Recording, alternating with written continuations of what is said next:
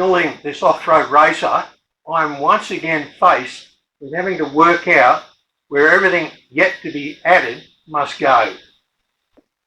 It's a real balancing act between meeting safety rules, having the best driver access, not putting components where they get in each other's way, and placing them so that they work effectively.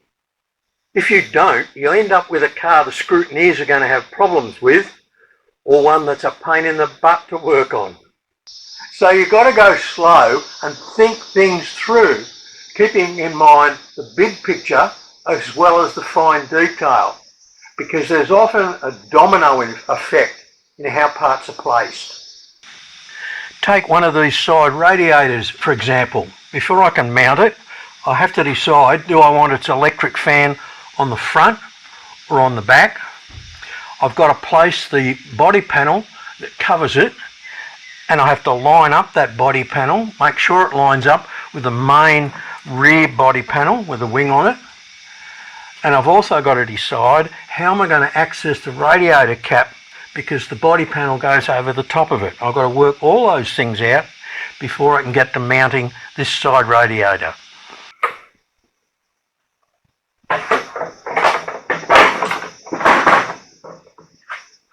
You test fit all the parts against one another and decide then what you need to mount first.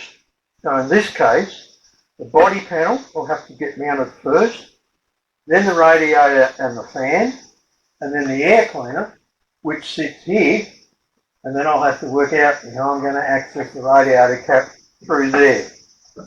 Only after I've got the air cleaner positioned there can I make the induction scoop that needs to go on it.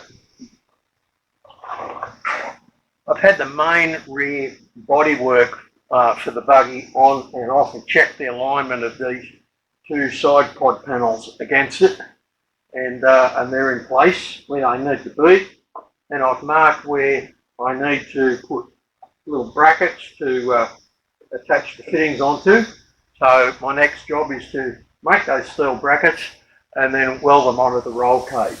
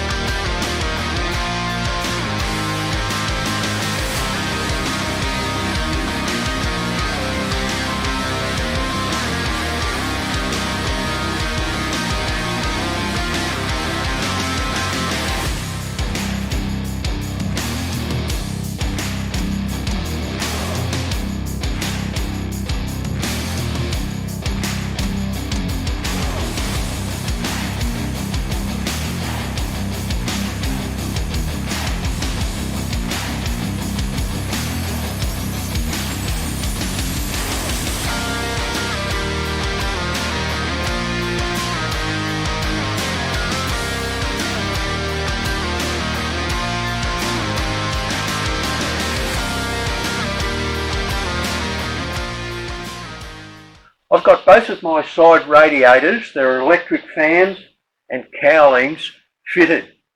I had good reason to position them here, which I explained in detail in part 9 of this video build series. Now I'm moving on to mounting this rear custom bodywork that I sculpted. My engine still needs to be easily accessible so I can work on it, and so the scrutineers can check things out at every race meeting.